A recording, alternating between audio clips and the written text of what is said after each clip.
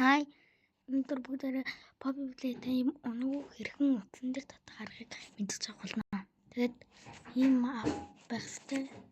Тэгээд ийм app энэ голд байгаа нэг app-тай app. Тэгээд дийлэг ороод ингээд тэгээд энэ дээр play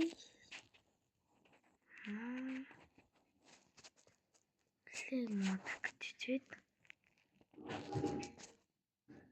тэгээд энийг татах болно. Энэ нэг play mode гэдэг энэ тоглоомны зурагтай ингээд ийм app байгаа. Тэгээд энийг татаад тэгээд би одоо татчихсан байгаа болохоор тэгээд татахгүй. Тэгээд татсныхаа дараа тэр app руу ороод тэгээд ингэж дараад